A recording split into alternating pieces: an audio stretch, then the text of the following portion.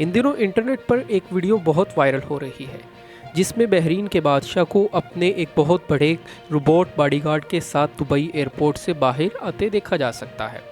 اس video کو لے کر بہت سارے چرچے ہو رہے ہیں۔ اب جب اس کی حقیقت ہم آپ کے سامنے پیش کریں گے تو آپ کو بھی حیرانی ہوگی۔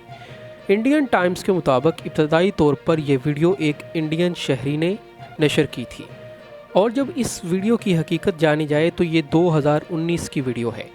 جب ہم دیکھتے ہیں تو پتہ چلتا ہے کہ یہ جو ویڈیو ہے یہ تو 2019 کی ایک ویڈیو ہے جو کہ دبئی کی ایک نمائش کی ہے، اور یہ روبوٹ کی ویڈیو تو حقیقی ہے، مگر جس شخص کے ساتھ اسے منسلک کیا جا رہا ہے وہ حقیقی نہیں۔ یہ دبئی کا ایک شخص تھا جو کہ اپنے روبوٹ کو پیش کرنے کے لیے نمائش میں لایا تھا، مگر یہ بحرین کا بادشاہ نہیں ہے۔ یہ روبوٹ بہت معروف ہے جس کا نام ٹائٹن ہے۔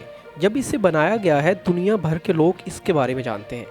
اس اصلی ویڈیو میں روبوٹ کو ایئرپورٹ میں لوگوں کے ساتھ 6 زبانوں میں گفتگو کرتے دیکھا جا سکتا ہے، اور اس کے ساتھ ساتھ اس کی اور بھی بہت ساری خصوصیات ہیں، جیسے کہ یہ جسمانی طور پر لڑ سکتا ہے، یہ کسی کو چیز کر سکتا ہے، پیچھا کر سکتا ہے، گولی بھی مار سکتا ہے۔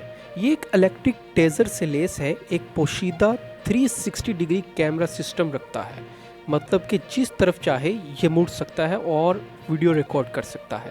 1050 مردوں سے لڑ سکتا ہے۔ گارڈ کی قیمت تقریباً $7.4 ملین ہے۔